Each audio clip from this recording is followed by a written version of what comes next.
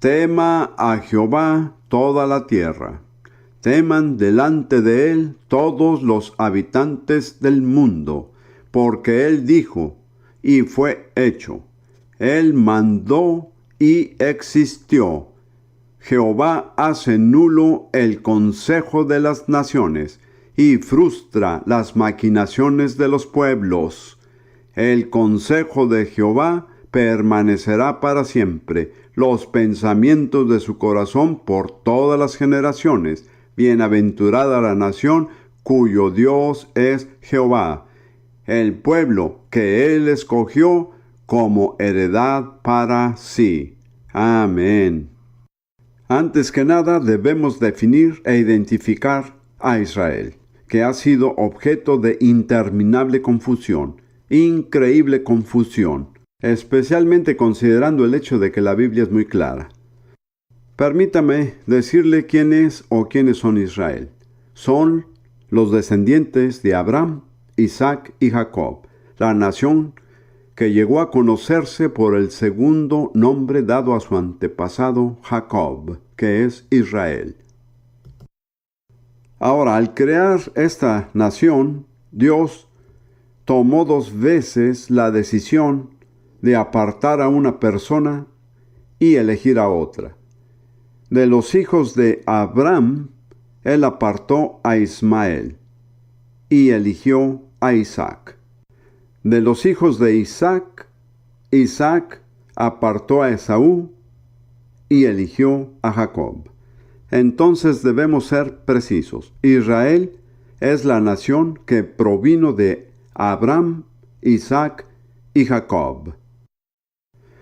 Dios también ha permitido que personas de otras naciones se unan al pueblo de Israel y sean contadas como israelitas, y eso sigue vigente hasta hoy. Acaban de tener a una delante de ustedes, mi esposa Ruth, que nació siendo gentil, se casó con un judío y por esa razón se convirtió al judaísmo y se volvió legalmente judía. Ella lo hizo, debo aclarar, antes de conocer a Jesús como Salvador y Mesías. En su tarjeta de identidad israelí, ella se clasifica como judía. Muchas personas no saben esto, que siempre ha existido una manera de cómo las personas de otras naciones pueden llegar a ser aceptadas e identificarse legal y bíblicamente como parte de Israel. Hay algo que quiero reiterar, ya lo he dicho una vez, que según el lenguaje claro de la Biblia, la iglesia de Jesucristo no es Israel. La expresión Israel espiritual nunca se usa en el Nuevo Testamento, tampoco la frase el Nuevo Israel. Ese lenguaje se remonta a los padres de la iglesia como Oregón y Agustín. Y ellos fueron libres para decir lo que tenían que decir, pero nosotros debemos juzgarlo todo según las Escrituras. Si ha estudiado lo de Agustín y sobre el sexo, creo que estaría de acuerdo con que no queremos aceptar todo lo que Agustín dijo. No sé si usted lo sabe, pero según él, todo el sexo era pecado. Era un pecado perdonable si su único propósito era por crear hijos. De lo contrario, era un pecado imperdonable. Quiero decir que si usted puede aceptar eso, tal vez pueda aceptar lo que dijo acerca de Israel. Yo no puedo aceptar ni uno ni lo otro. Pero su nombre es respetado en gran manera. Y no quiero restar mérito a las cosas buenas que hizo y que dijo. Como he dicho, en este libro hay 77 ejemplos de la palabra Israel o israelita. Desde que este libro fue publicado, debo reconocer con cierta vergüenza que he descubierto 2 más. Así que en total de lo que sé son 79. Pero nunca se usa la palabra Israel como un nombre para la iglesia, ni una sola vez de las 79 veces. En todas, excepto en 2 ocasiones, se usa exactamente de la misma forma como aparece en el Antiguo Testamento. De hecho, 9 pasajes son citas directas del Antiguo Testamento y en cada una de ellas el uso del Nuevo Testamento es el mismo del Antiguo. Solo hay 2 pasajes, que se los diré, pero no profundizaremos en ellos, Romanos 9:6 y Gálatas 6:16, donde Israel se usa en sentido restringido. Pablo lo aplica únicamente a aquellos israelitas que por la fe han recibido a Jesús como su Mesías. Sin embargo, en el Nuevo Testamento Israel nunca se extiende más allá del significado natural de la palabra Israel. Nunca se extiende para incluir a creyentes de otros orígenes. Es un completo error usar así la palabra Israel. Las conclusiones de quienes lo usan de esa manera no se conforman a las Escrituras porque su lenguaje no está de acuerdo a las Escrituras. Ahora, lo que Dios está haciendo por Israel es la evidencia más significativa y singular de que estamos en los últimos tiempos. En mensajes anteriores he hablado acerca de otras señales. He hablado de guerras, pestilencias, hambres, iniquidad, falsos profetas y demás. Pero ninguna de ellas es única. Han ocurrido en varios momentos a lo largo de la historia de la humanidad desde los tiempos de Jesús. Así que por sí mismas no bastan necesariamente para indicar conforme a la Biblia que estamos en los últimos tiempos. Pero la restauración de los judíos a su tierra y el restablecimiento del Estado judío es un acontecimiento único, algo que nunca ha sucedido en los últimos 19 siglos y en la Biblia se asocia de manera singular a los últimos tiempos. Le daré un pasaje tomado de Jeremías 30. Y leeré los versículos 3 al 7 y enseguida leeré el comentario del pasaje al final de este capítulo. Jeremías 30, 3 a 7. Porque he aquí que vienen días, dice Jehová, en que haré volver a los cautivos o exiliados de mi pueblo Israel y Judá, ha dicho Jehová. Y los traeré a la tierra que di a sus padres, y la disfrutarán. Yo diría que cualquier persona que conoce un poco la Biblia sabe que hay solamente una tierra que corresponde a la descripción, la tierra que Dios dio a los padres de Israel y Judá. Y esa es la tierra que erróneamente llaman Palestina. Digo erróneamente porque el nombre Palestina fue inventado por los romanos en el siglo I o II de esta era para borrar cualquier conexión del pueblo judío con su tierra. Lo hicieron deliberadamente. Y quienes odian a Israel y niegan su derecho a esa tierra han aceptado y adoptado gustosamente el término. Como creyente en Jesús prefiero no usar el nombre Palestina. Si lo uso es como una concesión para que las personas entiendan. En la Biblia, tanto en el Antiguo Testamento como en el Nuevo, el nombre para esa tierra es la tierra de Israel. Fue originalmente la tierra de Canaán. Se convirtió en la tierra de Israel y es la tierra de Israel. Es la tierra de Israel, sea que los judíos estén o no allí, porque Dios se las dio a ellos mediante un pacto eterno. Ahora, hablando acerca del regreso de los judíos a la heredad de sus padres, Jeremías continúa. Estas son las palabras que el Señor habló tocantes a Israel y Judá. Porque así ha dicho Jehová: hemos oído voz de temblor, de espanto y no de paz. Como dije la otra noche, un ministro muy conocido en este país comentó una vez que el regreso de los judíos a la tierra de Israel no podía ser de Dios, porque si Dios fuera responsable de eso, habría paz. Él obviamente no había estudiado Jeremías 30, porque Dios dice acerca del tiempo del regreso: hemos oído voz de temblor, de espanto y no de paz.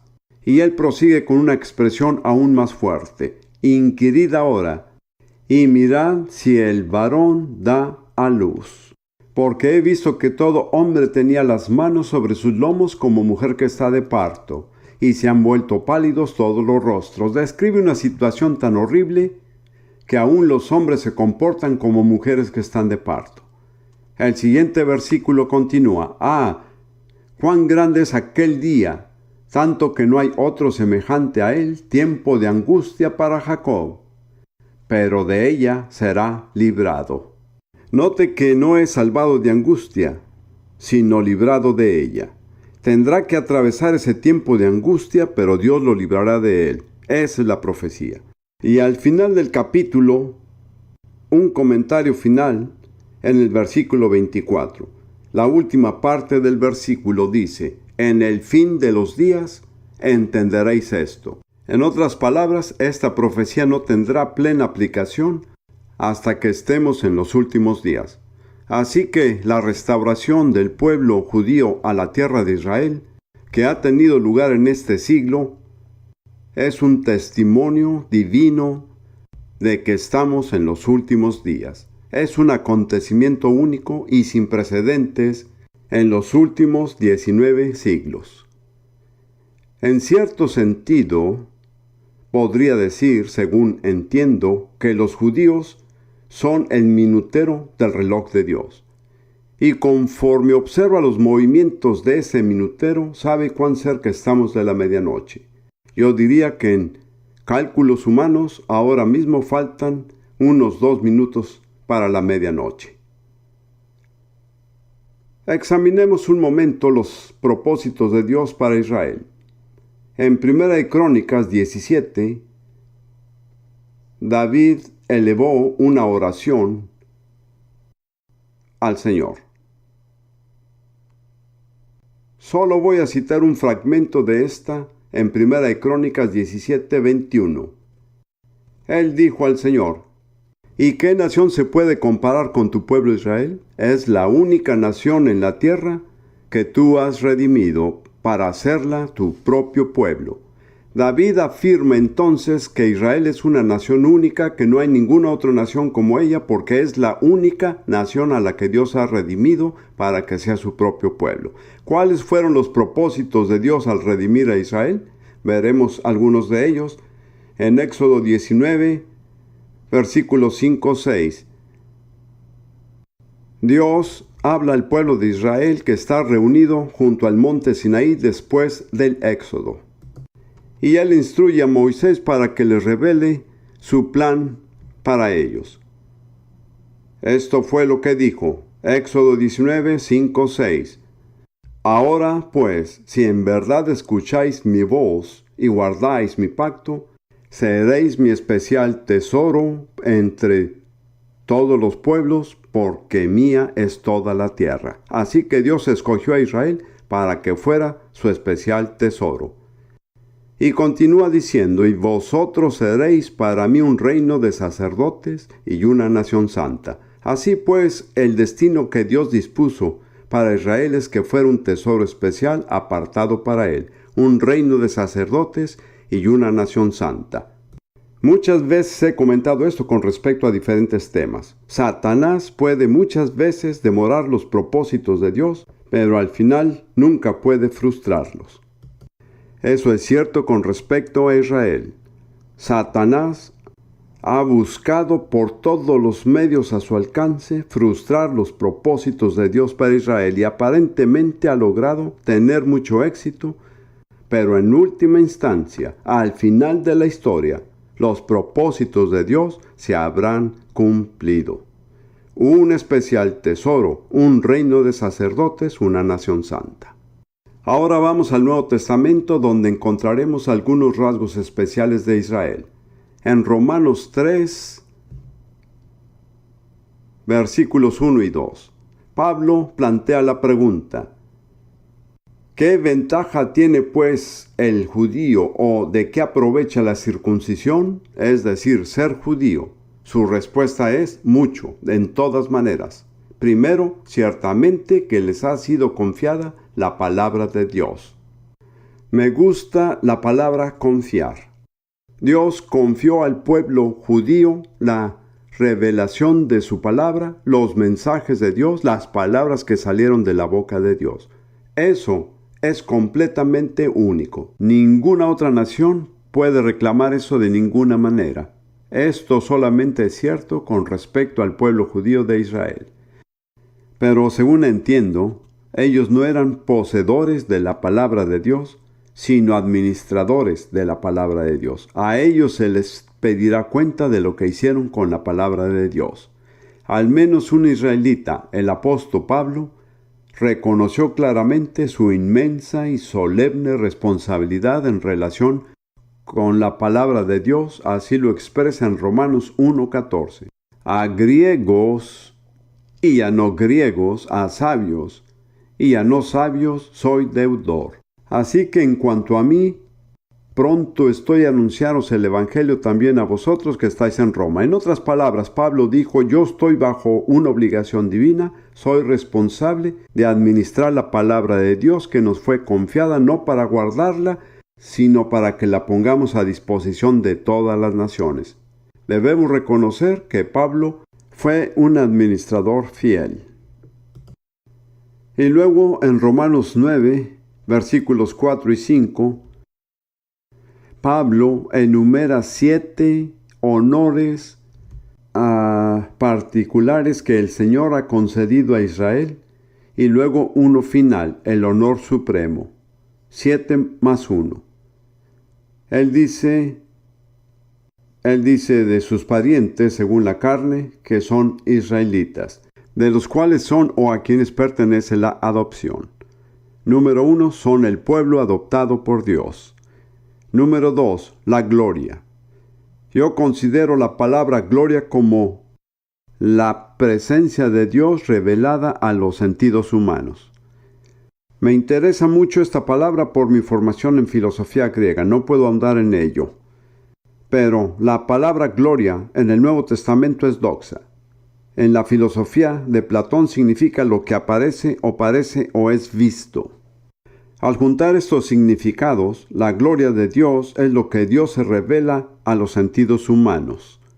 Esto le fue concedido a Israel. La columna de fuego y la nube siempre los acompañaron. Un privilegio único y distintivo que ninguna otra nación disfrutó. Ese es el segundo. Número 3, los pactos. Observe que está en forma plural. Tanto el antiguo pacto como el nuevo pacto fueron dados a Israel. Solo había judíos presentes cuando Jesús dio el nuevo pacto. Número 4, la promulgación de la ley. La ley de Moisés fue dada exclusivamente a un pueblo, Israel. El culto o el servicio sacerdotal a Dios es el número 5. Número 6, las promesas. Todas las promesas de la palabra de Dios fueron dadas inicialmente a Israel. Número 7, de quiénes son los patriarcas. Todos los patriarcas pertenecen a un pueblo, Israel. Esos son 7 privilegios y honores particulares. Luego viene el mayor de todos, y de los cuales, según la carne, vino el Mesías. Israel fue elegido por Dios para ser el canal por medio del cual Él enviaría a su Hijo, el Mesías, al mundo. Él preparó cuidadosamente a Israel para esto. No sé si se ha dado cuenta de esto.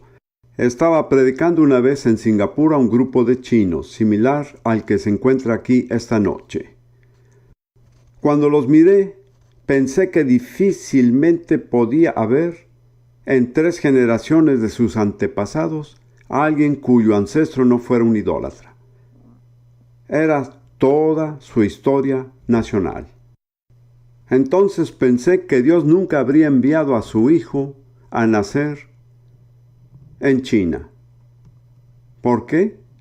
Porque si Él hubiera obedecido a sus padres, habría tenido que participar en idolatría. De ahí que fuera necesario un pueblo preparado especialmente, donde Dios pudiera enviar a su Hijo. Creo que muchas veces pasamos esto por alto. Todo esto se resume en una declaración muy breve y sencilla que hizo Jesús a la mujer samaritana en Juan 4:22. Él dijo, la salvación viene de los judíos. Es un hecho indiscutible, objetivo e histórico. Sin judíos no hay salvación. Porque sin los judíos no habría patriarcas, ni profetas, ni apóstoles, ni Biblia, ni Salvador. De modo que todas las demás naciones sobre la tierra le deben la totalidad de su herencia espiritual a un pueblo que se llama Israel. Yo no soy judío, soy gentil. Yo, refiriéndome a todos los creyentes gentiles, digo esto: tenemos con el pueblo judío una deuda que nunca podremos pagar. Además, a ellos les costó como nación muchísimos problemas y sufrimientos para que esa herencia estuviera a nuestra disposición. El lado horrible de la historia es que hasta ahora, lejos de reconocer nuestra deuda y expresar nuestra gratitud, básicamente hemos perseguido, relegado y maltratado constantemente al pueblo judío durante al menos 16 siglos. Y casi siempre se ha hecho en el nombre de Jesucristo. Puede que le ofenda esta declaración, pero tal vez necesite hablar con algunos judíos. Usted se pregunta por qué tardan en reconocer al Mesías. Cuando Ruth se convirtió al judaísmo en 1952, el rabino le dijo: usted no necesita convertirse, está casada, sea que se convierta o no. Pero mejor piense con cuidado si va a convertirse en judía, porque eso significa que fácilmente podría terminar en una cámara de gas. No es su obligación hacerlo. Su suegra, una maravillosa mujer judía, dijo a Ruth cuando se convirtió: usted podría no estar de acuerdo con esta declaración, pero fue dicha. No puedes confiar en los cristianos porque ellos te hablarán amablemente, pero un día te enviarán a la cámara de gas. Tiene que recordar que en el pensamiento del pueblo judío, Hitler y todos los nazis eran cristianos. Hitler fue bautizado católico y desafortunadamente aún muchos cristianos nacidos de nuevo respaldaron y apoyaron a Hitler. Mi primera esposa, que fue danesa, recordaba que su país, Dinamarca, había sido invadido por Alemania en 2 ocasiones. Ella decía que la razón por la que los alemanes se volvieron contra Hitler es porque fracasó. Si hubiera tenido éxito, ellos lo habrían apoyado.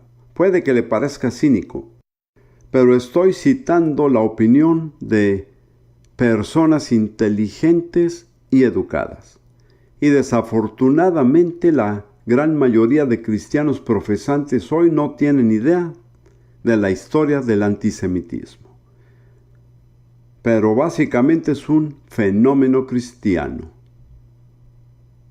No ha existido la misma proporción de antisemitismo en las naciones musulmanas. No han tratado a los judíos particularmente bien, pero no tuvieron un holocausto. Entonces estamos frente a una seria responsabilidad. Como he dicho, nunca podemos pagar la deuda que debemos, y nunca podremos deshacer el daño que se ha hecho en nombre del cristianismo. Pero deberíamos hacer algo al respecto. ¿No le parece? Un rasgo exclusivo de Israel es que toda su historia fue revelada antes de que sucediera en las profecías de la Biblia. De nuevo, ninguna otra nación tiene algo que se le compare. Quiero darle una lista de 16 predicciones específicas acerca de Israel consignadas en las profecías de la Biblia. No le daré las citas porque tardaría demasiado, pero tengo una para cada una de ellas. Primero, su esclavitud en Egipto fue revelada a Abraham.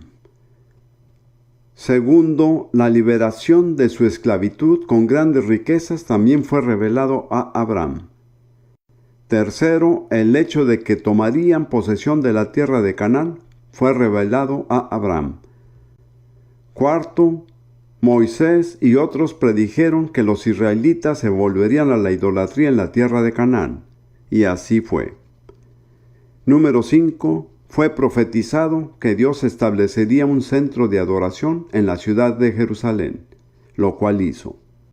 Número 6. La cautividad del reino del norte en Asiria fue claramente pronosticada y cumplida con exactitud. Número 7. La cautividad del reino del sur en Babilonia también fue claramente pronosticada y cumplida. Número 8. La destrucción del primer templo fue pronosticada clara y específicamente y se cumplió. Número 9. El regreso de un remanente de Babilonia fue pronosticado y cumplido. Número 10. La destrucción del segundo templo, el templo de Herodes, se predijo y cumplió. Se cumplió con exactitud, no quedó piedra sobre piedra. Número 11. El hecho de que serían esparcidos por todas las naciones, profetizado y cumplido. Y se estima que en Israel los judíos han regresado a su nación desde aproximadamente 100 naciones diferentes. Número 12. Se predijo que durante su dispersión serían perseguidos y oprimidos. Y eso se ha cumplido con exactitud. Si quiere un pasaje que lo diga más claramente, lo encontrará en Levítico capítulo 26. Número 13. El regreso del pueblo judío. Se predijo claramente y se está cumpliendo. Despiértese si no lo sabe. Usted es testigo del cumplimiento de la profecía bíblica. Está sucediendo frente a sus ojos. Está documentado en los diarios y en la televisión. En los últimos 2 o 3 años, alrededor de 400,000 nuevos inmigrantes han llegado a Israel provenientes de la Unión Soviética, Europa Oriental, Etiopía y los Balcanes. Eso es aproximadamente el 10% de la población judía del estado. Los estadounidenses se asombran cuando digo que si ellos recibieran al 10% de la población de los Estados Unidos, serían 25 millones de nuevos inmigrantes. Incluso una nación tan poderosa y diversa como los Estados Unidos se tambalearía frente a 25 millones de inmigrantes nuevos, en su mayoría sin dinero, sin ropa, sin forma de sustento. ¿Cuántos millones de habitantes hay en Inglaterra? Alguien dígame. ¿58 millones? Bien. Entonces, alguien con una mente matemática, dígame, casi 6 millones de inmigrantes nuevos en 2 años. ¿Cómo respondería Inglaterra a eso? Usted dice, pero si estamos en recesión. Usted no tiene idea de lo que es una recesión en comparación con Israel. Como ves, un suceso impresionante. De hecho, Dios dijo que llegaría el tiempo cuando la gente no hablaría más acerca del primer éxodo, porque sería superado por completo por el éxodo de los últimos días desde el país del norte, que es la Unión Soviética y otras naciones. Entonces hay 3 profecías más, y esta no es una lista exhaustiva. Se predice que todas las naciones se juntarán contra Jerusalén, y si quiere saber más, puede leer de esto en el libro.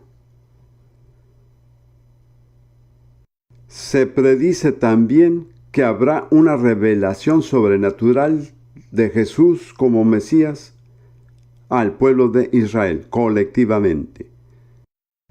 Y por último, la número 16, se predice que el Mesías regresará al Monte de los Olivos en poder y en gloria para establecer su reino sobre la tierra. Ahora bien, de esas 16 profecías, 13 se han cumplido completamente, excepto la última cuyo cumplimiento ha sido parcial. Así que si sus cuentas coinciden con las mías, 13 de 16 son como el 81%. Piensa lo que significa. Si el 81% de las profecías registradas que predicen el futuro de Israel ya se han cumplido, somos fanáticos o poco razonables si esperamos que el 19% restante se cumpla también. Para mí no es razonable dudarlo. Esto no es fanatismo, es sentido común. ¿Sabe lo que alguien dijo acerca del sentido común? El problema es que es muy poco común. Quiero ahora dedicar un momento a examinar algunos pasajes de las Escrituras que pronostican el regreso de Israel a su propia tierra en el fin de los tiempos. Hay por lo menos 50 pasajes separados de las Escrituras. Es uno de los temas principales de la profecía bíblica.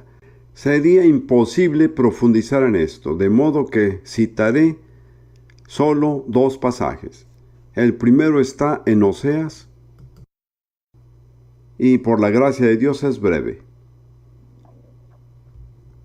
Oseas 1, versículo 10. Oseas 1, 10. Con todo será el número de los hijos de Israel como la arena del mar que no se puede medir ni contar. Y en el lugar en donde les fue dicho, vosotros no sois pueblo mío, les será dicho, sois hijos del Dios viviente. Oseas es el profeta por medio del cual Dios dijo, vosotros no sois mi pueblo. ¿Dónde dijo Dios esto? En un lugar específico, que fue la tierra de Israel. Esta profecía dice que en el mismo lugar donde les fue dicho, vosotros no sois mi pueblo, les será dicho, sois mi pueblo. En otras palabras, el lugar de donde fueron dispersados por causa de su desobediencia será el lugar al que regresarán y en el que Dios los aceptará de nuevo como su pueblo. El hecho de que estén siendo reunidos nos da todas las razones para creer que el resto sucederá. Ahora quiero pasar a otro pasaje profético que es Ezequiel 36 y comenzaré en el versículo 16. Si tiene una Biblia abierta, podría intentar seguirme. Voy a ahorrar tiempo, de modo que no leeré cada versículo o cada palabra, pero quiero mostrarle que esta es una predicción por etapas del juicio de Dios sobre Israel, la dispersión de Israel, el regreso de Israel y las diferentes etapas sucesivas de su reunificación. La otra noche examiné Mateo 24 en su mayor parte. Señalé que la palabra clave allí es entonces. Encontramos una serie de fases sucesivas de lo que sucederá antes del regreso del Señor en gloria. Ezequiel 36 es una secuencia similar en la que se explica paso a paso de la presentación del regreso de Israel a su propia tierra. Empezaremos en el versículo 16 de Ezequiel 36. Vino a mí palabra de Jehová diciendo, Hijo de hombre, mientras la casa de Israel moraba en su tierra, la contaminó con sus caminos y con sus obras. Observe que era su propia tierra. Dios dice que por causa de ello en el versículo 18, y derramaré mi ira sobre ellos por la sangre que derramaron sobre la tierra, porque con sus ídolos la contaminaron. Él los juzgó en su ira por la sangre que derramaron y por la idolatría. ¿Cuándo fue el juicio? El versículo 19, los esparcí por las naciones, y fueron dispersados por todas las tierras. Versículo 20, y cuando llegaron a las naciones a donde fueron, profanaron o deshonraron mi santo nombre, diciéndose de ellos, ellos son pueblo de Jehová y de la tierra de él han salido. De hecho, Dios estaba diciendo me avergonzó de que fueran mi pueblo. Primero tuvieron que salir de su tierra por su mala conducta y luego por la manera como se portaron en su exilio me avergonzaron porque eran mi pueblo. Pero él nunca negó que eran su pueblo. Puede que algunos de nosotros tengamos hijos que nos han avergonzado, tal vez con sus acciones. Puede ser que haya uno o dos padres aquí que han vivido eso. Usted sabe lo que es ser avergonzado, pero nunca niega que sean sus hijos. Y si alguien criticó a sus hijos, usted tal vez se indignó en gran manera. Recuerde eso, cuando habla acerca del pueblo judío, si usted empieza a criticarlos, mueve a Dios a celos. Aunque todo lo que se diga sea cierto.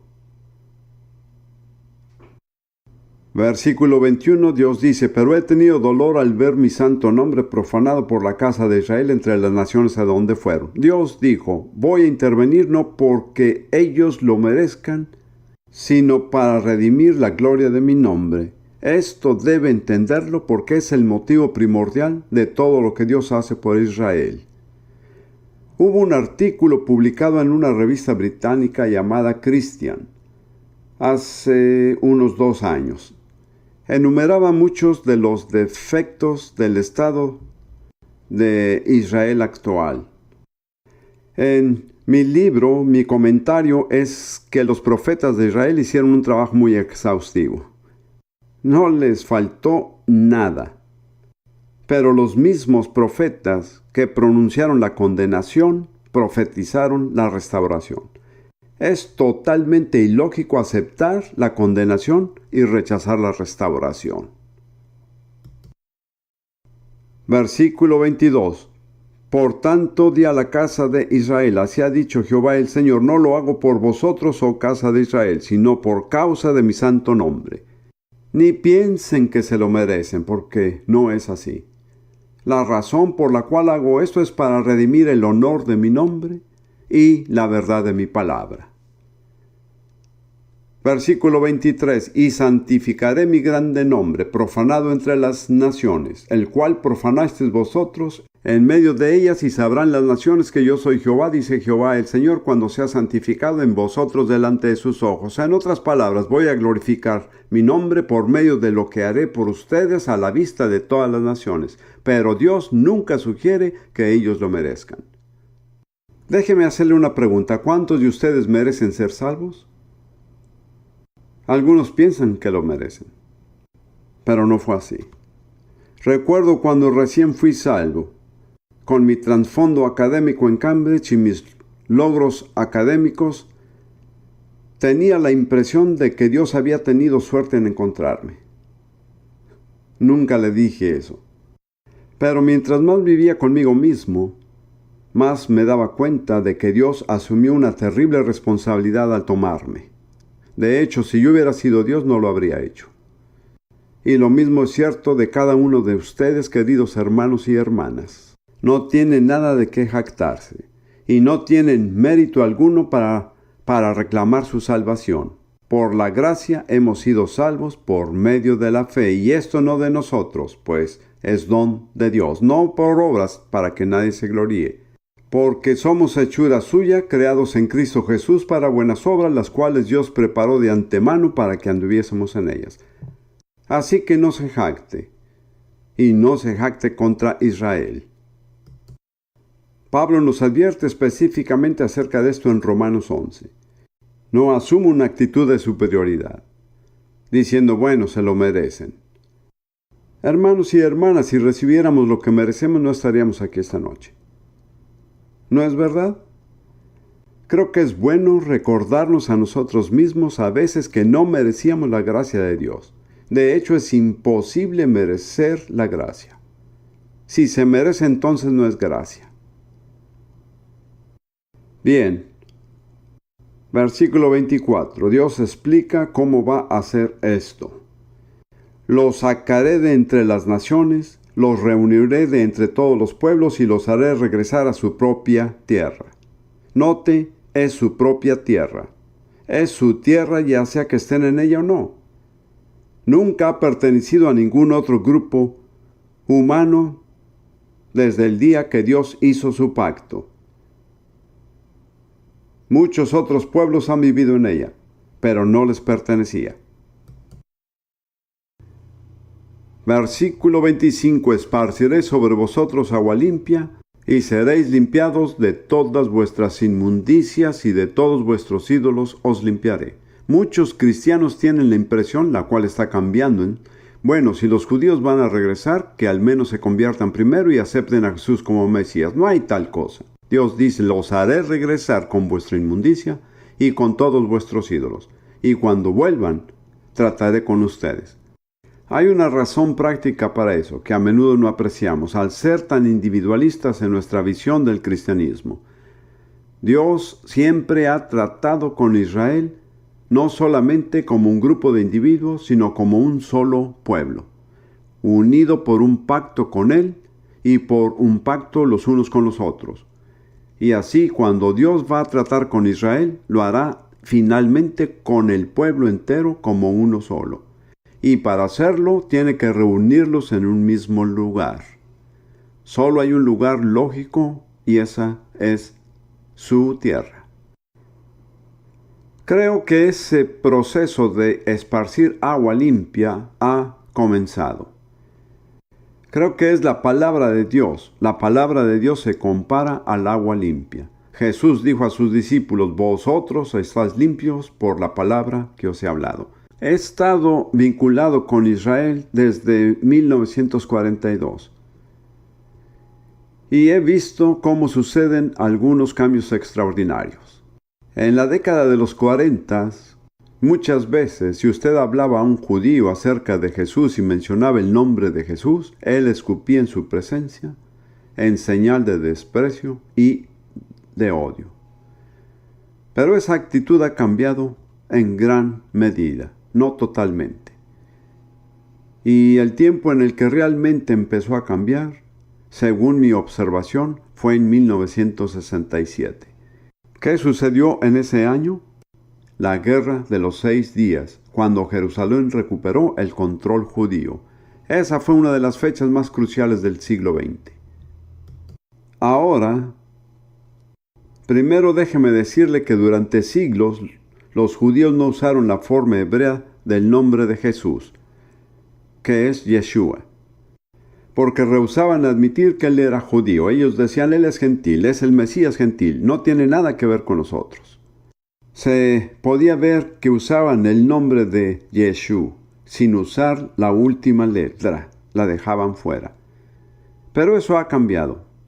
En muchas revistas hoy se usa libremente el nombre Yeshua, Jesús, que significa Salvador. Eso es emocionante. Rudy y yo tenemos varios amigos judíos seculares y algunos no tan seculares. Hemos observado que cuando están en nuestra presencia se quedan esperando algo. Y a veces pensamos, ¿por qué no se van? Hemos llegado a entender que están esperando que les hablemos acerca de lo que Jesús ha hecho en nuestras vidas. Específicamente, cómo Él contesta nuestras oraciones. No use un lenguaje religioso con un judío, porque ellos son gente muy práctica con los pies en la tierra. Ellos quieren saber si algo funciona. Si usted puede mostrarles algo que funciona, ellos lo escucharán. Me parece que debo contarles esta historia. Cuando construimos nuestra casa en Jerusalén, contamos con la ayuda y la asesoría de uno de los mejores ingenieros de estructuras en Israel. Alguien que era reconocido. Construyó edificios importantes que pueden ser identificados, así es que no los mencionaré. Él venía y hablaba con nosotros, y nosotros le consultábamos y él nos daba buenos consejos y nos ayudaba. Él sintió la obligación de examinar las cosas y un día que vino a vernos justo después de mudarnos en casa, dijo, quiero saber cómo van, solo tengo 10 minutos, estoy deprisa, pero quería verlos. Estábamos hablando solo por cortesía y él dijo, tengo mucho dolor en la espalda. Ruth dijo, mi esposo ayuda a los que tienen dolor de espalda. Yo no me emocioné mucho, pero dije, sí, sí lo hago. Él mostró interés. Y yo le dije, lo que hago es sentar a la persona en una silla y examino sus piernas. ¿Cuántos de ustedes me han visto hacer eso? Bien, todavía funciona. Si sus piernas son desiguales, la más corta crece. Yo le dije, cuando eso sucede, usted sabe que está conectado al poder de Dios. Entonces le dije, ¿le gustaría sentarse? Él dijo sí. Estiró sus piernas y había una marcada desigualdad. La sostuve en mis manos y la pierna creció. Bueno, él estaba pasmado, quiero decir, estupefacto. Se quedó media hora. Él nos había dicho que solo se quedaría 10 minutos. Bueno, regresó un poco más tarde y dijo, mi espalda está bien, pero tengo un problema en mis hombros. Dijo, ¿en mis hombros? ¿Puede hacer algo por los hombros? Entonces dije, sí hay algo que puedo hacer. Dije, si se para derecho, junte sus manos frente a su nariz. Si son desiguales, su brazo más corto crecerá. Déjeme decirle que con el pueblo judío sucede que ellos acogen con entusiasmo lo sobrenatural. Así que seguimos con esto. Sus brazos eran visiblemente desiguales, el brazo corto creció y él quedó realmente extático, es decir, no sabía qué hacer. Tenía una camisa de manga corta porque hacía calor y dijo, miren los vellos de mis brazos, están erizados. ¿Qué es eso? Yo le dije, es el poder de Dios. Solo le cuento esta historia para mostrarle cómo puede relacionarse con los judíos y lograr que se interesen. Tenemos un amigo que muchos de ustedes conocen, Lance Lambert. Este hombre nos dijo más adelante, yo creo que Jesús es el Mesías. No creo que sea nacido de nuevo porque con muchos judíos hay un proceso. Primero a nivel intelectual, luego en el corazón y luego hay una entrega de la vida. Pero no sé cómo llegué a esto, pero estaba hablando acerca del agua limpia. Además, el número de creyentes judíos en Israel aumenta cada semana. Hace 15 años, si usted encontraba un nuevo creyente judío, eso era suficiente por un año. Y todos los misioneros se lo peleaban. Ahora hay varios cada semana. Yo no diría que haya algún avivamiento, pero hay un gran cambio espiritual sucediendo en Israel. Dios lo está haciendo a su manera. Sigamos en el versículo 26. Os daré corazón nuevo y pondré espíritu nuevo dentro de vosotros y quitaré de vuestra carne el corazón de piedra y os daré un corazón de carne. Eso indica que a los ojos de Dios el pueblo judío ha tenido un corazón de piedra, creo yo, durante 18 siglos. Un corazón de piedra no puede responder al Espíritu Santo, es imposible. Pero cuando Dios quita el corazón de piedra y lo reemplaza por un corazón de carne, entonces puede responder al Espíritu Santo. Eso es precisamente, creo yo, el momento en el que nos encontramos actualmente. Dios está quitando el corazón de piedra y poniendo un corazón de carne. Eso no significa que se convierten, pero sí que tienen la capacidad de responder. Y luego Dios dice en el versículo siguiente, y pondré dentro de vosotros mi espíritu, y haré que andéis en mis estatutos, y guardaréis mis preceptos, y los pongáis por obra. Observe que Dios dice que cuando tenga un corazón de carne, si responde, Él pondrá su Espíritu Santo en usted, y entonces andará en sus estatutos. ¿Cuántos saben que no pueden andar en los estatutos de Dios sin el Espíritu Santo? Ya sea judío o gentil, es lo mismo. Solo cuando el Espíritu Santo está en usted puede hacerlo. A la edad de 15 años yo recibí mi confirmación en la iglesia anglicana de Eton College de manos del obispo de Oxford. Él me impuso las manos, hizo una oración acertada y yo realmente pensaba en ese momento que debía mejorar. Había llegado a la conclusión de que no era lo bastante bueno. Entonces dije, ahora que me he confirmado seré mejor. El problema es que no funcionó. Entre más intentaba ser bueno, más empeoraba. Es decir, era inversamente proporcional a mi esfuerzo. Al cabo de un tiempo me convencí de que no funcionaba, al menos no para mí, puede ser que para otros. Le di la espalda a la iglesia y al cristianismo. Casi 10 años exactos después, en medio de la noche en un cuartel del ejército, Dios me llenó del Espíritu Santo. Y después de eso fue un deleite caminar en los estatutos de Dios. No era una lucha, no era un esfuerzo, exigía consagración. Pero hubo un cambio total. Como ve, ya sea judío o gentil, es imposible cumplir las leyes de Dios en sus propias fuerzas. Solo es posible por medio de la gracia y el poder sobrenatural del Espíritu Santo. Si está tratando de hacerlo por sí mismo, mejor ríndase. Vuélvase a Dios y pídale a Jesús que lo llene de su Espíritu Santo. Ahora hemos llegado al punto culminante. Versículo 28. Habitaréis en la tierra que di a vuestros padres. Todo el mundo sabe a qué tierra se refiere, no cabe la menor duda. Y dice, habitarán allí, no simplemente vendrán, sino que habitarán allí. Y vosotros me seréis por pueblo, y yo seré a vosotros por Dios. Ese es el propósito último de Dios. Todo lo que sucede en Medio Oriente y en Israel y con el pueblo judío, todo ha sido orquestado por Dios con un propósito soberano y supremo. Ustedes serán mi pueblo y yo seré su Dios. Sea paciente con Dios. Déjelo que haga las cosas a su manera. No lo critique. No tenga una actitud de incredulidad. Dios me habló hace poco después de estar enfermo por un tiempo prolongado y me dijo que Él me estaba restaurando. Pero Él dijo esto. Fue algo muy tierno y delicado. Él dijo, sé paciente conmigo como yo he sido paciente contigo. Entonces dejemos que Dios obre a su manera. No nos alejemos y critiquemos diciendo esos judíos no lo merecen. No lo merecen, eso es cierto. Pero usted tampoco lo merece. Yo bauticé a un querido amigo mío y sigue siendo amigo mío en el mar de Galilea hace ya muchos años. Cuando él salió del agua fue lleno del gozo del Señor y dijo, ¿por qué escogió Dios a los judíos?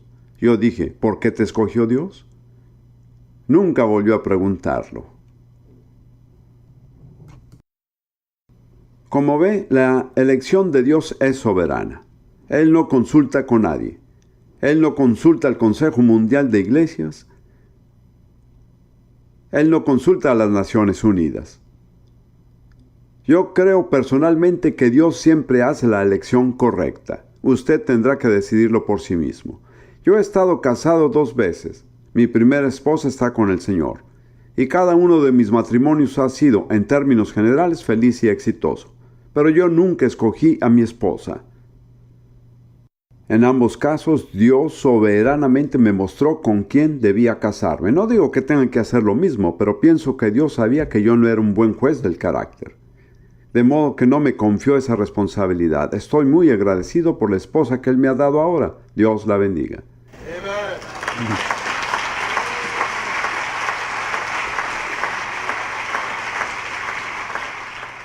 Creo que se nos acaba el tiempo. No tengo idea qué hora es y no me molestaré en mirar. Pero hay más promesas en este capítulo que puede leer por sí mismo. Un día lo leí en hebreo, lo cual permite percibir más fácilmente las formas de las palabras. Descubrí que entre los versículos 23 y 30, Dios dice 18 veces en hebreo que hará algo. En ninguna de esas instancias da una razón para hacer lo que hará. Cuando usted acepta a Israel, acepta la soberanía de Dios. Y eso se enseña muy poco en la iglesia contemporánea. Esta es mi definición de soberanía. Dios hace lo que Él quiere, cuando Él quiere, como Él quiere, y a nadie le pide permiso. Los humanistas están muy enojados con Dios porque Él no les pidió permiso. Me alegra que no lo haya hecho. Tal vez no me hubieran recomendado a mí. Así llegamos a los últimos 2 versículos de este capítulo. Veamos los versículos 37 y 38. Así dice el Señor Omnipotente, todavía he de concederle al pueblo de Israel que me suplique. Y la versión Reina Valera dice, aún seré solicitado por la casa de Israel para hacerles esto, multiplicaré los hombres como se multiplican los rebaños. Hay un secreto acerca de la oración. Dios ha resuelto lo que hará y lo ha escrito con siglos de anticipación, pero Él dice a Israel, esto es lo que voy a hacer, pero no lo haré hasta que oren. Ese es el verdadero secreto de la oración exitosa. Es pedir a Dios que haga lo que Él se ha comprometido a hacer. ¿Cuál es el milagro más grande que haya sucedido en la vida de un ser humano? Hay varias respuestas, pero en mi opinión el nacimiento del Hijo de Dios, de la Virgen María, fue el milagro más grande que jamás haya ocurrido. ¿Cómo se puso en marcha? Ella dijo, hágase conmigo conforme a tu palabra. Usted no puede orar nada más grande que lo que Dios ha prometido en su palabra. Así dice Dios concerniente a Israel, voy a hacerlo, pero los traeré a un lugar donde me pedirán, y no lo haré hasta que ellos pidan. Y puede haber muchas cosas en su vida que están en la misma categoría. Dios está esperando hacerlas, pero no las hará hasta que usted pida. Y Él no hará lo que usted piensa que Él debería hacer. Hará lo que ha decidido hacer. Amén. Bien. Ahora quiero completar algunas declaraciones y concluir. Pero me tomará un tiempo. Romanos 9:27. Dios dice que todo Israel será salvo. Dios nunca dijo que toda Gran Bretaña será salva, o que toda Rusia será salva, o que todo Zimbabue será salvo. Pero dijo que todo Israel será salvo. De nuevo, son únicos, ¿lo ve? Pero ese todo de Israel que será salvo será el remanente de los que Dios ha escogido.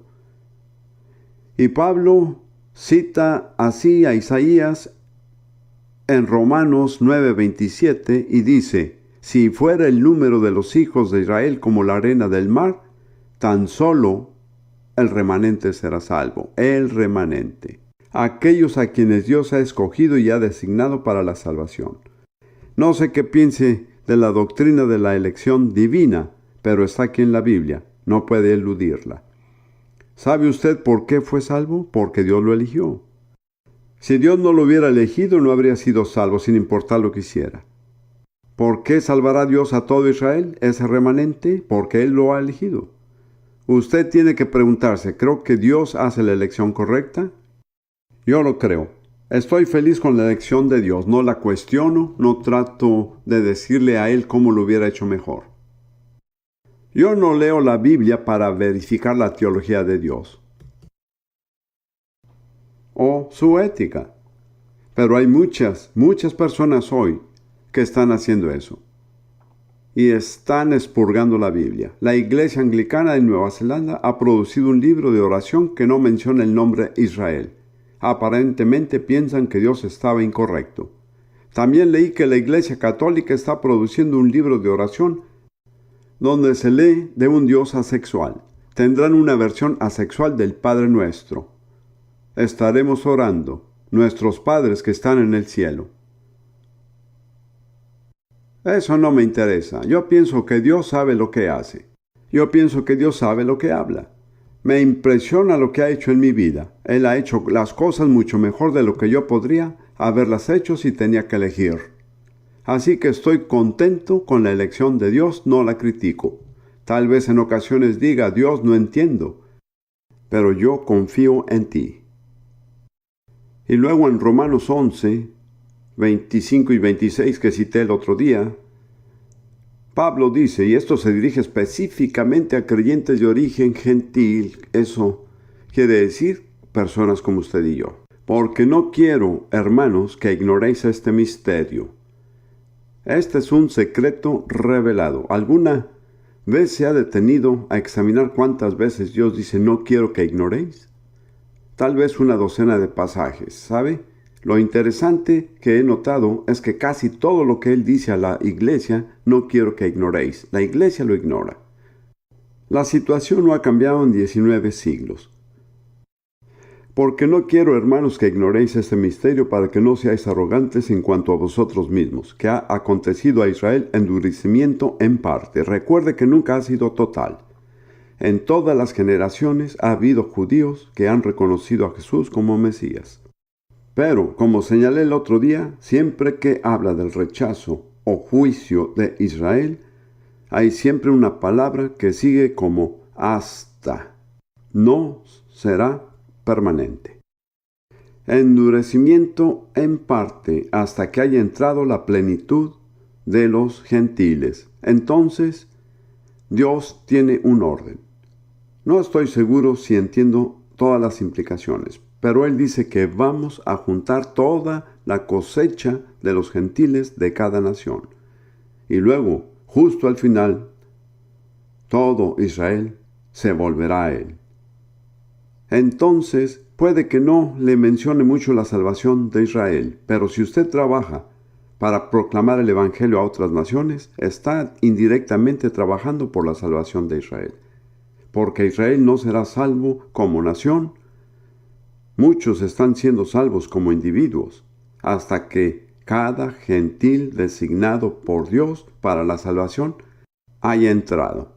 Jesús dijo que los primeros serán los últimos y los últimos serán los primeros.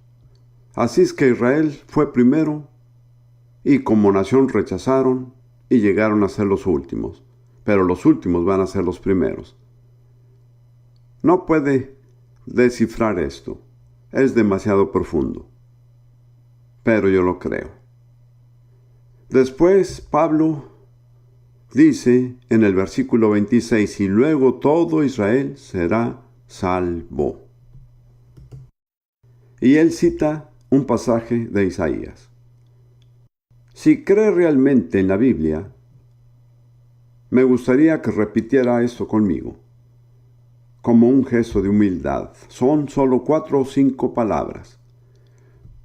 Dígalo conmigo, 5 o 6 palabras. Todo Israel será salvo. Dígalo de nuevo. Todo Israel será salvo. Una vez más, todo Israel será salvo. Si usted sale de este campamento con esta convicción y actuando conforme a ella, Dios lo bendecirá. Ahora quiero hablar, no diría que brevemente, porque eso no querrá decir nada. ¿Cómo respondemos a la revelación del plan de Dios para Israel? Mi respuesta ya la he dado varias veces hoy. A alinearse con el propósito de Dios. No trate de cambiar la mente de Dios. Descubra cuál es su plan y hágalo junto con Él. Esa es la clave del éxito. Todo creyente que hace eso será exitoso al final. No significa que no tenga problemas ni enfrente oposición, pero al final, si se compromete a hacer la voluntad de Dios y el plan de Dios, tendrá éxito. El apóstol Juan dijo, el que hace la voluntad de Dios permanece para siempre. Permanece para siempre. Digámoslo de nuevo. El que hace la voluntad de Dios permanece para siempre. Entonces, si hace la voluntad de Dios es inquebrantable, insumergible. Nada lo puede vencer. Usted es tan firme y seguro como la voluntad de Dios misma. Bien, ¿cómo respondemos? Nos alineamos con el propósito de Dios. En primer lugar, bendecimos y no maldecimos a Israel. Eso es muy importante. Acabo de venir de predicar en Alemania y les di los mismos pasajes allá y hubo cierta solemnidad, pero una actitud de humildad. Ellos no respondieron, solo se arrepintieron y pidieron la misericordia de Dios. Números 23. ¿Recuerda la historia de Balaam? Él acordó maldecir a Israel y le iban a pagar mucho dinero por hacerlo. salió a cumplir su tarea con la intención decidida de maldecir a Israel. Todos sabían que la maldición de Balaam era eficaz. Pero cuando llegó al lugar, todo cambió. Él dice en Números 23, 19 y 20, Dios no es hombre para que mienta, ni hijo de hombre para que se arrepienta o cambie de opinión. Él dijo, y no hará, habló y no ejecutará, él lo hará. He aquí, he recibido orden de bendecir a Israel. Él dio bendición y no podré revocarla. Usted no puede revertir la bendición de Dios sobre Israel, así que no lo intente. Y luego, en el capítulo siguiente, hablando a Israel, en Números 24, 9, Él dice, benditos los que te bendijeren y malditos los que te maldijeren, a Israel. Cuando usted maldice al pueblo judío, Dios lo maldice. Pero cuando bendice al pueblo judío, Dios lo bendice. ¿Cuántos de ustedes recuerdan al hermano Nabil Hadad que estuvo aquí hace 2 años? ¿Lo recuerdan? Un árabe palestino nacido en Haifa que fue creado para maldecir a Israel con cada respiración. No estoy exagerando, esa fue su crianza. Pero él conoció al Señor y fue bautizado en el Espíritu Santo, pero tenía problemas financieros. De hecho, iba a quedar en bancarrota. Él protestó al Señor y el Señor le dijo, tú has maldecido a Israel. Él se arrepintió. Estaba arrepentido. Cambió su manera de pensar y empezó a bendecir a Israel. Y guió a muchos judíos a conocer a su Salvador. Hoy es un multimillonario. No estoy diciendo que eso le suceda a todos, pero sí quiero decir que funciona. ¿Por qué privarse de una bendición? Cultive el hábito de bendecir a Israel. Ahora Rudy y yo tenemos una larga y complicada oración que decimos 4 veces al día porque comemos 4 veces al día. Comemos 4 veces al día no por glutones, sino porque se come más veces al día y si la comida es menos cada vez, se pierde de peso. Es solo un secreto práctico. ¿Dónde está mi esposa? Pedimos disculpas a los que comen con nosotros porque tienen que esperar. Y cuando decimos amén, se toma mucho tiempo. Bien, Padre Celestial, ten misericordia y favor con Israel en este tiempo.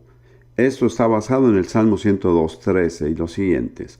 Envía avivamiento a los Estados Unidos, a Gran Bretaña y los otros países anglos. Amén.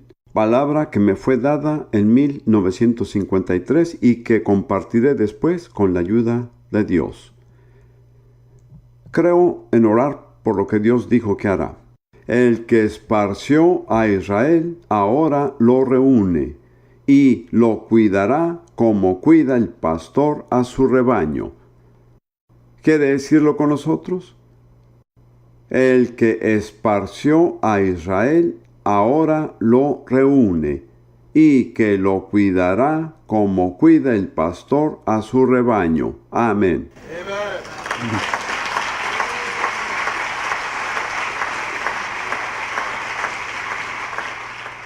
Ahora, esto es muy importante y espero poder explicarlo sin cansarlo. ¿Cómo nos alineamos con el propósito de Dios para Israel? Quiero sugerir algunas cosas muy sencillas. Primero en Isaías capítulo 40, versículos 1 y 2, Dios dice, consuelen a mi pueblo. Dice su Dios, hablen con cariño a Jerusalén y anúncienle que ya ha cumplido su tiempo de servicio, que ya ha pagado por su iniquidad, que ya ha recibido de la mano del Señor el doble por todos sus pecados. He analizado ese versículo donde dice consuelen a mi pueblo. Dada la referencia inmediata a Jerusalén, entiendo que significa el pueblo judío. El pueblo judío no puede ser consolado aparte de Jerusalén. Sus corazones están completamente ligados a la ciudad de Jerusalén. Entonces tengo razón, y mi pueblo es el pueblo judío. Entonces, ¿a quién se dirigen esas palabras? No se dirigen al pueblo judío, están expresadas en plural en hebreo. y dicen, consuelen a mi pueblo. Así, estas palabras se dirigen a personas que aceptan al Dios de la Biblia y la autoridad de su palabra. ¿Quiénes pueden ser?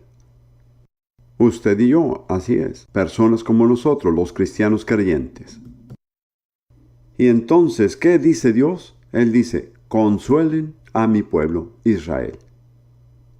Dios nos pide consolar a Israel. Ahora, yo conozco a varios jóvenes judíos refinados, digo jóvenes según mis estándares, que son creyentes en Jesús. Una de las cosas que ellos me comentan es que la iglesia a nivel mundial pasa mucho más tiempo criticando a Israel que consolando a Israel.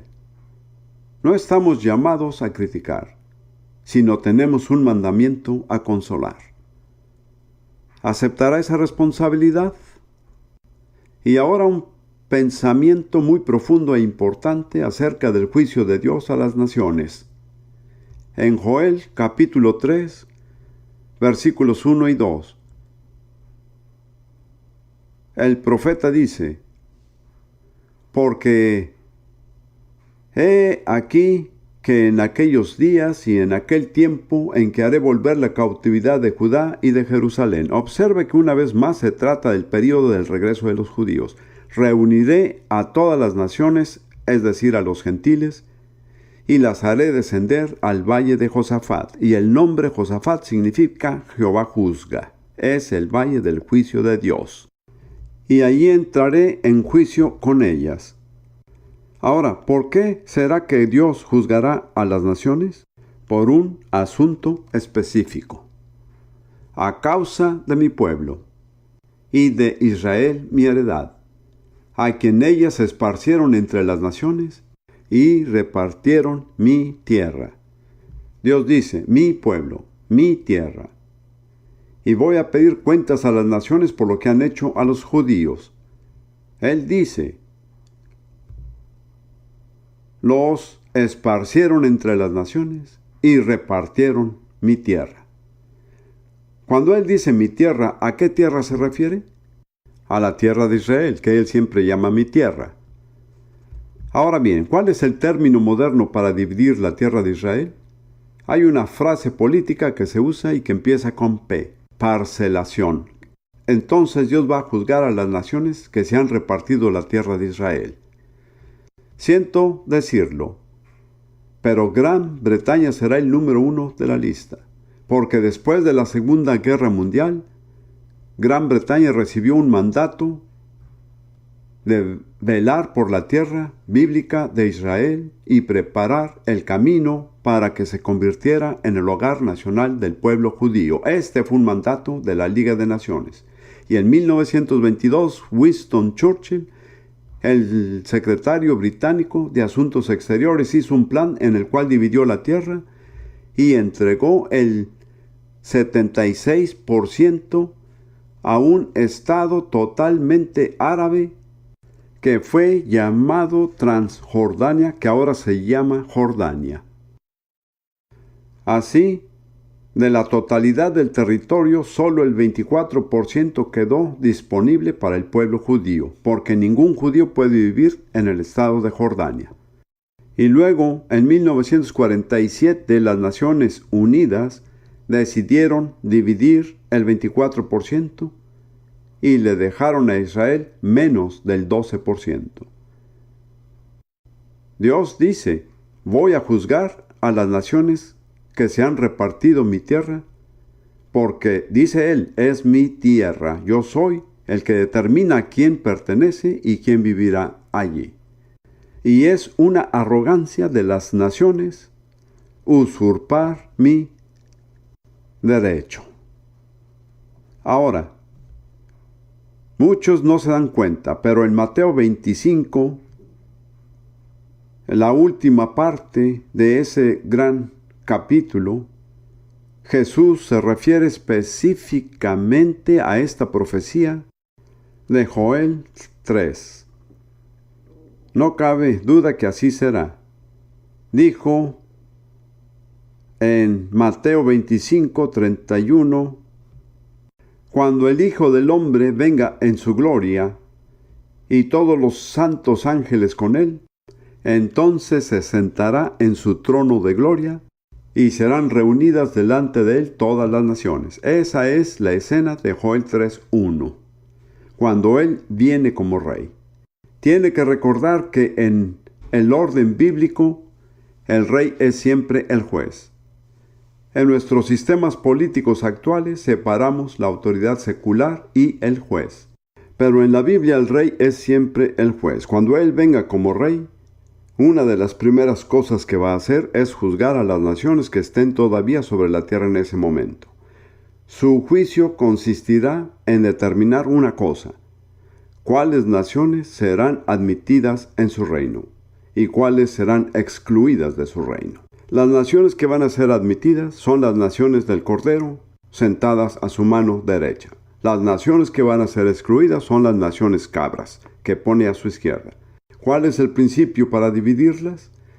Exactamente lo que dice Joel, la manera como trataron al pueblo de Dios, Israel.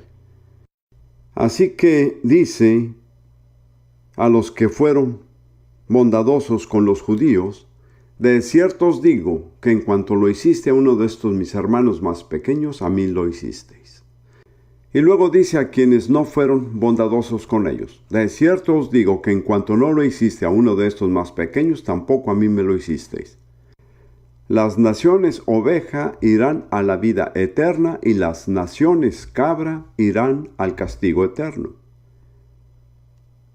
¿Puede ver qué tan real es esto? El tema político que acapara la atención mundial actual probablemente es Israel. Cerca del 40% de las resoluciones de las Naciones Unidas atañen a Israel. Eso es ridículo, ya que es una nación de 5 millones de personas. Y tiene un territorio tan pequeño que podría caber casi cualquier estado de los Estados Unidos. No es más grande que Gales. ¿Por qué tanto énfasis en Israel en el panorama político? Bueno, la respuesta es que Dios está en eso, porque las naciones van a ser juzgadas según cómo han respondido a lo que Dios está haciendo por Israel.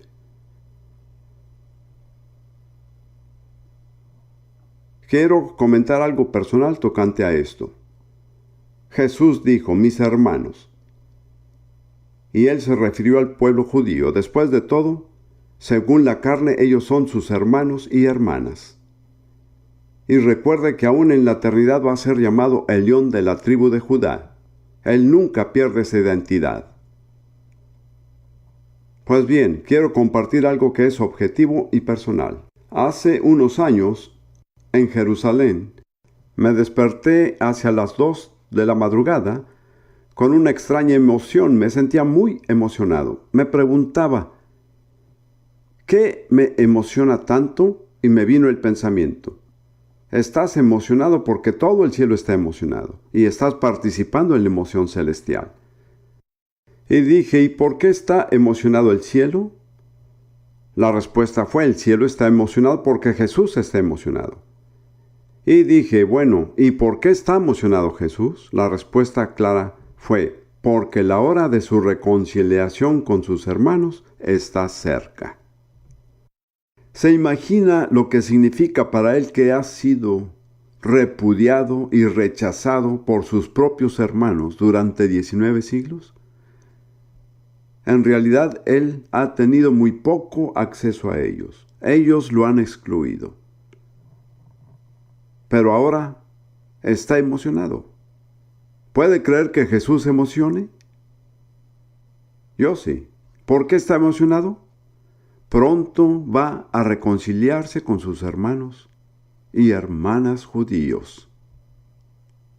Y en la historia de José en el libro de Génesis hay un cuadro maravilloso que ilustra este encuentro. Me pregunto cuántos de ustedes han comprendido el hecho de que la historia de José es en realidad una bella parábola de la vida de Jesús. José era el hijo elegido. El hijo que obedecía a su padre. El hijo que recibió un traje especial para resaltar su posición en la familia. Pero sus hermanos estaban celosos de él. Al final lo vendieron a comerciantes de esclavos, terminó en Egipto y desapareció. En lo que a ellos concernía, ya no estaba. Lo habían eliminado.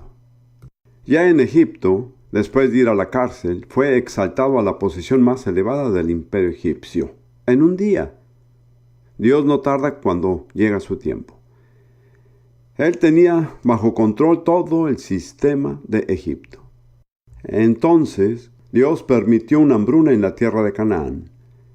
Y eventualmente los hermanos de José tuvieron que ir a Egipto y rogar que les diera grano.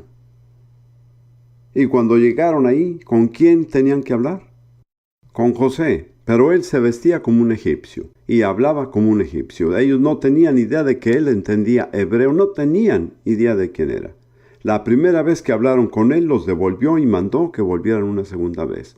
Luego, cuando estaban bajo mucha presión, quiero leer este pasaje. Nunca he podido leer la historia de José después de que fui salvo hasta este día sin llorar. De hecho, cuando Rudy y yo lo leemos juntos, yo le digo, tienes que seguir tú, yo no puedo leer. Y pienso que es el testimonio del Espíritu Santo de algo. En Génesis 45. No podía ya José contenerse delante de todos los que estaban al lado suyo, y clamó, hacer salir de mi presencia a todos. Y no quedó nadie con él al darse a conocer José a sus hermanos. Él quiso una escena muy íntima, personal y familiar. Él no quiso que nadie por fuera de la familia estuviera presente. Y así es como Jesús va a tratar con Israel. Va a revelarse a ellos como pueblo de una manera personal e individual. Yo no sé si usted ha hablado con judíos que se han vuelto creyentes. Si conoce a algunos, pídales que le cuenten su testimonio de cómo conocieron a Jesús. Creo que descubrirá que más del 50% de ellos tuvo un encuentro privado y personal con Jesús. Así sucedió con Ruth, y es cierto de la mayoría de creyentes judíos que conozco. Creo, si puedo decirlo correctamente, Jesús es celoso del privilegio de revelarse a sus hermanos y hermanas. Él dice, este es un asunto familiar. Me encargaré yo mismo. Esto no sucede siempre, yo he guiado a varios judíos al Señor. Pero en general espero que después de comunicarles la verdad y de orar, Jesús hará la obra. Y luego dice en el verso 2, se dio a llorar a gritos y oyeron los egipcios y oyó también la casa de Faraón. Él fue tan emotivo que aún estando afuera pudieron escuchar su llanto. Y dijo José a sus hermanos, yo soy José. ¿Vive aún mi padre? Y sus hermanos no pudieron responderle, porque estaban turbados delante de él. Entonces dijo José a sus hermanos, acercaos a mí. Y ellos se acercaron. Y él dijo, yo soy José vuestro hermano, el que vendiste para Egipto. Ahora pues no os entristezcáis, ni os pese de haberme vendido acá, porque para preservación de vida me envió Dios delante de vosotros. ¡Qué nobleza de espíritu! ¿No es así? Y verá, puede que no esté familiarizado con la actitud judía hacia Jesús, pero para él es como si fuera un gentil. Ellos no lo consideran judío, no lo ven en un contexto judío. Todas las ilustraciones en nuestras Biblias y toda la forma como nos referimos a él tienen un carácter gentil. Algunos de ellos dirán, sí, él es el Mesías gentil, pero judío no. Y así es como José apareció ante sus hermanos. Les parecía egipcio. Ellos ni siquiera sabían que él comprendía hebreo cuando hablaban entre ellos. Pero en ese momento, ellos de repente se dieron cuenta de quién era. Creo que así será la culminación de la historia en este periodo. La revelación personal de Jesús a sus hermanos. Y en Zacarías 12 encontramos Zacarías 12, Versículo 10. El Señor habla. Esta es una predicación asombrosa porque lo identifica tan claramente como el que fue crucificado. Él dice: y derramaré sobre la casa de David y sobre los moradores de Jerusalén espíritu de gracia y de oración. Quiero que sepa que usted no puede orar con mucha eficacia a menos que ore con espíritu de gracia y de oración. Gracia significa que usted no lo merece. Y mirarán a mí, a quien traspasaron,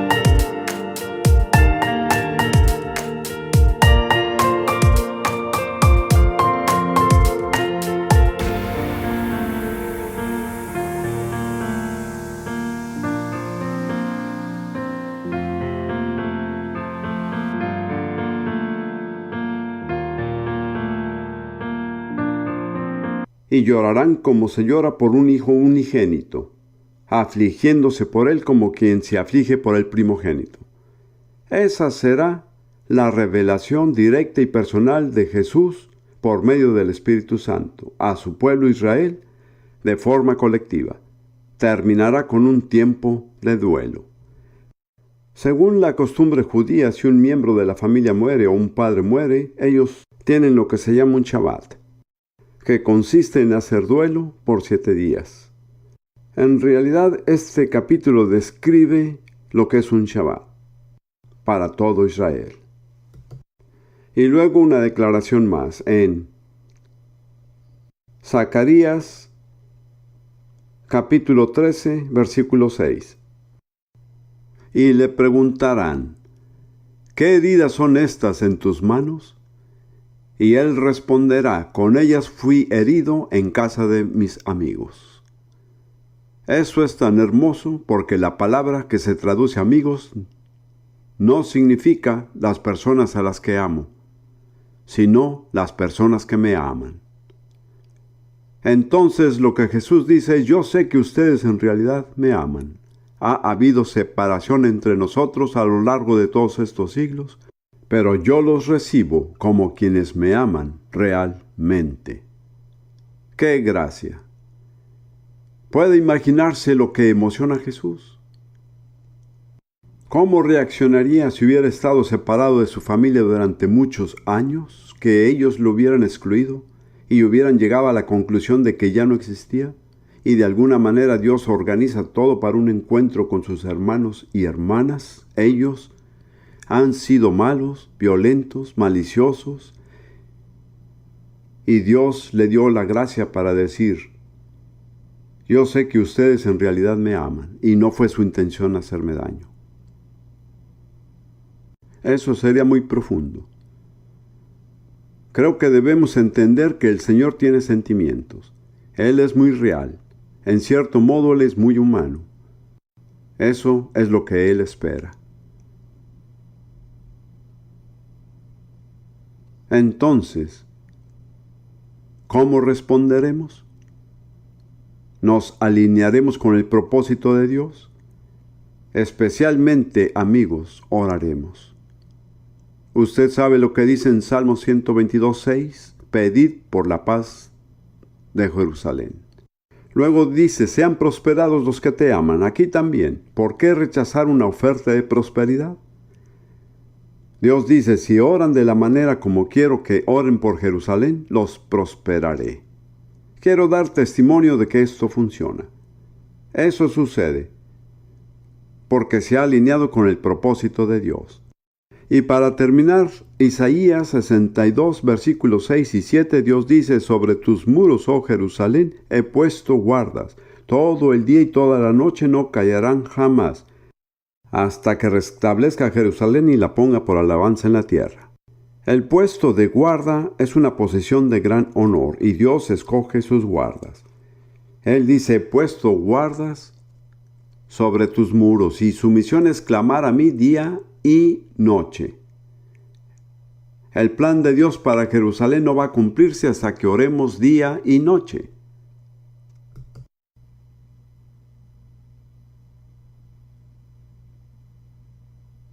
Aquí hay algunos, no sé quiénes son, pero hay algunos aquí y no voy a pedirle que responda públicamente. Dios quiere que usted sea uno de esos guardas. Es una posición de gran honra, de gran responsabilidad. No es un ministerio abierto ni público, no recibirá mérito, pero tendrá un lugar muy cercano al corazón de Dios. Dice aquí que ustedes, que son quienes se acuerdan del Señor, no le dan tregua. Esa es una palabra emocionante, porque es la palabra para secretaria. ¿Por qué se usa la palabra para secretaria?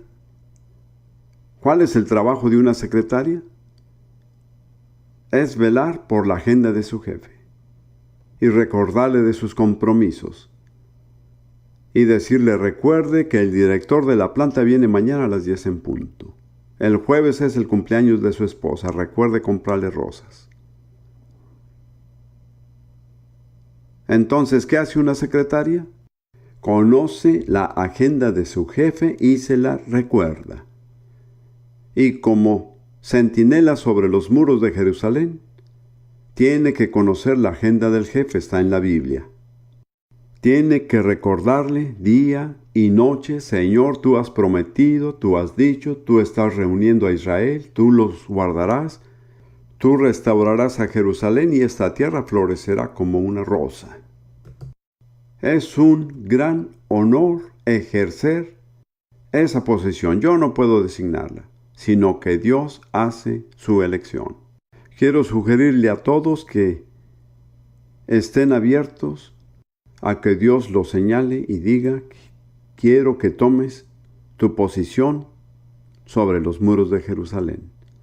Sea que Él lo haga o no, tomemos la decisión de alinearnos con el propósito de Dios para Israel en este tiempo. Creo que conviene que terminemos en oración. Póngase de pie ahí donde se encuentra. Hermanos y hermanas, pasen por aquí, alrededor de mí. Y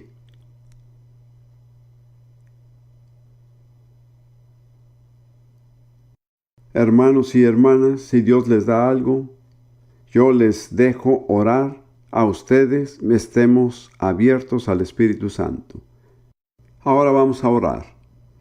Señor Jesús, el Mesías, el Hijo de Dios, nuestro Salvador y nuestro Redentor, te damos la honra, te amamos, queremos agradarte, nos sometemos a ti como un puñado de tu pueblo aquí. Esta noche creemos, Señor, que has puesto en el corazón de muchos de nosotros un profundo anhelo por la restauración de Israel. Oramos por eso. Oramos por una visitación sobrenatural y soberana del Espíritu Santo, que tú derrames el espíritu de gracia y de oración, y vuelvas en tu soberanía los corazones de muchos.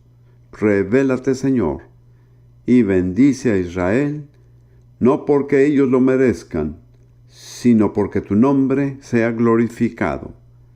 Y si hay algo que podamos hacer conforme a tu voluntad para reconocer nuestra deuda con el pueblo judío, Señor, guíanos, muéstranos qué es. Si hay aquí esta noche personas a quienes deseas designar como guardas sobre los muros de Jerusalén, hazlo soberanamente por tu Espíritu, de forma directa y personal. Oramos como Pablo nos enseñó a orar por la salvación de Israel. En el nombre de Jesús.